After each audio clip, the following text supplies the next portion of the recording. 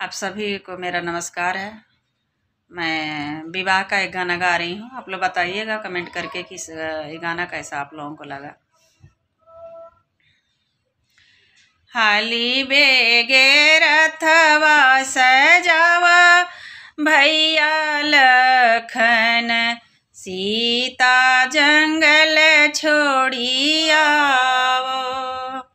हाली बेगे रथवा सजावा हो लखन भैया, सीता जंगल छोड़ के आवा। एक बने गईलो दूसरे बने गईलो, तीसर बने लगी गईली प्यास। एक बने गईलो दूसरे बने गईलो, तीसर बने लगी गईली प्यास। बूंद एक पानिया पियाई लक्ष्मण देवरू हो, पियासन जल मोर प्राण। तनी बुना एक पानिया पियाई बाबू लक्ष्मण, पियासन जल मोर प्राण। पानिया भरन लखन गईले जंगल बीचे, सीता रानी बैठे अमवा के छाँव। पानिया भरन लक्ष्मण गईले जंगल बीचे, सीता रानी बैठे अमवा छाँव। सीतली बेरिया बहे सीता के नीनरिया आवे, सीतली बेरिया बहे सीता के नीनरिया आवे। सुते सीता अचरा बिछाय, सुते सीता अचरा बिछाय। जब ले लवटले लखन देवरू हो, सीता रानी सोए सुख नींद। जब नीर ले लौटे लखन देवरू हो, सीता रानी सोए सुख नींद। जल धई लखन सीता के छुए चरनिया हो, चली भैले अवध के ओर, चली भैले अवध के ओर। उठल नीनरिया सीता के लखन पुकारेली, नजर निरेखे चारू ओर। उठी नीनरिया सीता लखन के पुकारेली, निरेखे चारू ओर। नहीं देखे रथवा हो, नहीं देखे लक्ष्मण, सीता नयन बरसेलो। नहीं देखे रथवा हो, नहीं देखे लक्ष्मण, सीता नयन बरसेलो। कवन करमवा से चुकनी प्रभु रामचंद्र, हमके जंगल में दिहनी छोड़ी। कवन करमवा से चुकनी प्रभु रामचंद्र, हमके छोड़िले जंगल बीच। के मोरे उलझल के सिया संवरी है हो, के मोरे करखी है ख्याल। के मोरे उलझल के सिया संवरी है हो, के मोरे रखी है ख्याल। के मोरे आगे पीछे होई हानि, केही मोरे के ही मोरे ललना के आगे पीछे होई है हो, के ही कटी है सोने हसुआ नार। के ही मोरे ललना के आगे पीछे होई हन, के ही कटी है सोने हसुआ नार। वन में से निकलेली बन के हो देवी, सीता जी से बोले मुस्काय।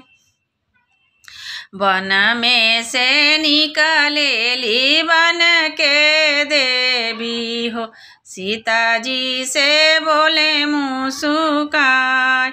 तोहर सीता हम के सिया संवारबी, औरी रखब देख भाल। तोहर त केसिया हम ही संवारबी, हम करब तोहर देख भाल। तोहरे लालनवा के आगे पीछे हम होखब, हम ही काटबी सोने हसुआ नार। हम ही काटबी सोने हसुआ नार। आधी राती बीतली पहर राती बीतली हो, जनमेले लव कुशलाल। आधी राती बीतली पहर राती बीतली हो, जनमेले लव कुशलाल। कुश के ओढ़न कुश के बिछावन, कुश के मड़ैया में बसेर। कुश के ओढ़न कुश के बिछावन, कुश के मड़ैया में बसेर। ढूरेला नयन सीता के मनवा में सोचेली, कैसे दीही ससुर के संदेश। ढूरेला नयन सीता के मन में सोचेली, कैसे देही ससुर के संदेश। आचारा फारिया सीता कागज बनवली हो, नयन काजल बनवली सियाही। ले जा लोचन मोरे बनवा के नौआ हो, अवधपुर मोरे ससुरार। ले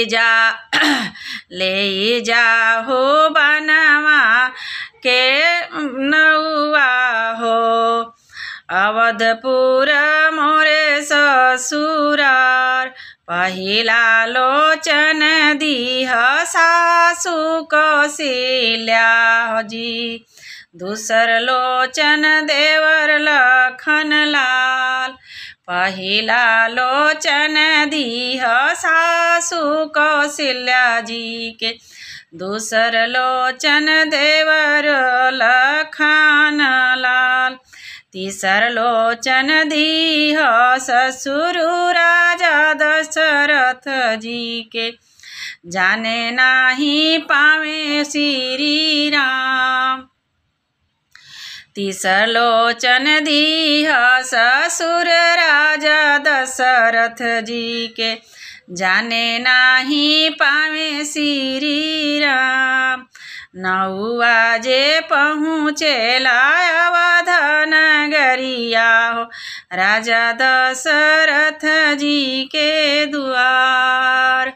नौआ पहुँचेला अवध नगरिया हो, राजा दशरथ जी के द्वार। चारु चौखंड के बनल पोखरवा हो, जहाँ राम करे स्नान। चारु चौखंड के बनल पोखरवा हो, जहाँ राम करे आसनान। पहिला लोचन दिहले रानी कौशल्या जी के, दूसर लोचन देवर लखन लाल, तीसर लोचन दिहले राजा दशरथ जी के। हरस ही प्रभु राम, तीसर लोचन दिहले राजा दशरथ जी, सुनी हर शैले प्रभु राम। रानी कौशल्या दिहली पियरी धोतिया हो, नील घोड़ा लखन लाल। रानी कौशल्या दिहली पियरी धोतिया हो, नील घोड़ा दिहले लखन लाल। राजा दशरथ दिहले मोतियान मलवा हो, राम दिहले चुनरिया गोटेदार। राजा दशरथ दिहले मोतियान मलवा हो, राम दिहले चुनरिया गोटेदार।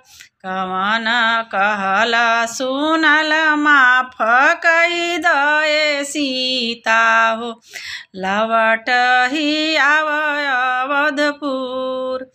कहला सुनल माफ करी दहो सीता, लवट हु अवधपुर।